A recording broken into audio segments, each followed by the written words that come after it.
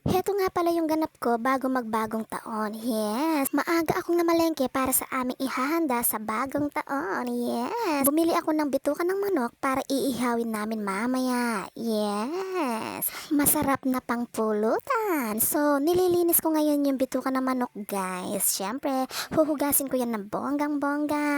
Huhugasan ko yung bituka ng manok ng 2 hanggang 3 beses hanggang sa luminaw na yung tubig. Yes, look at that. Malinis na.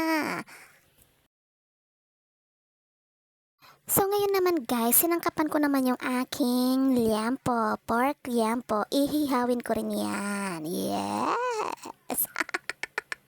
Puro ihaw-ihaw lang yung aming handa ngayon. So, tinikman ko, okay na yan, pwede na yan. Ibababad ko lang yan maghapon. Siyempre, ngayon naman, magtutuhog naman ako ngayon ng pork tenga. Yes, so pinakuluan ko lang ng bonggang-bongga yung pork tenga hanggang sa lumambot ng lumambot. Yes, so siyempre ngayon, tutuhugin ko na yan. Nakapagtuhog na nga rin ako ng paa ng manok at saka ng leeg ng manok. Ay nuko, kapagal palang manungi.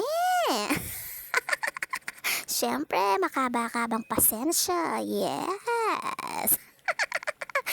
So ngayon guys, tapos na ako magtuhog ng pisngi ng baboy. Ngayon naman, yung bituka ng manok naman yung tutuhugin ko. Ay nuko, mas mahaba-habang pasensya naman ito. Nuko, ang hirap. Pero ayon nga sa kasabihan, kung ano yung mahirap, yun yung masarap. Kung ano yung bawal, yun yung masarap. So, natapos ko nang tuhugin yung bituka ng manok. Ngayon naman, tutuhugin ko naman yung hotdog. Yes! Isang beses sa isang taon lang naman mangyari to, kaya caring-carry na yan. So, ngayon naman guys, syempre, makikiuso na rin ako. Gagawin ko naman yung aking prosperity bowl. Yes! Wala namang mawawala kung magtitiwala sa feng shui, diba?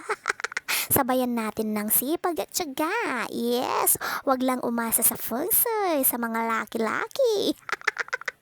Siyempre, kailangan nating sabayan ng sipag at tiyaga at pagtitiwala sa Diyos. Ay, makakamit natin yung ating mga pangarap sa 2026. So, habang ako'y naglalagay ng pera sa aking prosperity bowl, sinasabayan ko rin yan ng panalangin. Ako'y nananalangin sa aking pag-iisip. Noko! Sana'y matupad ang aking pinapangarap sa 2026. So ngayon naman guys, natapos ko na yung aking prosperity bowl. Itong niluluto kong balalo naman yung aking lilingunin. So habang ginagawa ko yung aking ibang gawain, pinakuluan ko na ng bonggang-bongga yung baka hanggang sa lumambot. Sinangkapan ko na rin yan, nilagyan ko na rin yan ng ibang sangkap. Yes, nandito na ako sa paglalagay ng gulay. Yes, oh look at that. Konting kulo lang yan guys, pwede na yan. Masarap din sa gulay yung medyo half cook lamang.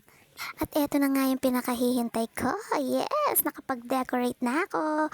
At naihanda ko na rin yung aking lamesa. Yes, look at that. Meron ako dyang pork liampo. Yes, iihawin ko yun mamaya. Tapos meron ako dyang bulalo. Meron din akong pork hotdog. Yes. Siyempre, meron akong pisngi ng baboy. Bituka ng manok. Meron din akong paa at leeg ng manok. Siyempre, buko pandan. At yung aking mga fruits. Nandito rin yung aking prosperity bowl. Yes. Para lang ako nagtitinda sa kalye ng barbecue. Oh, 20-20 lang. Bili na.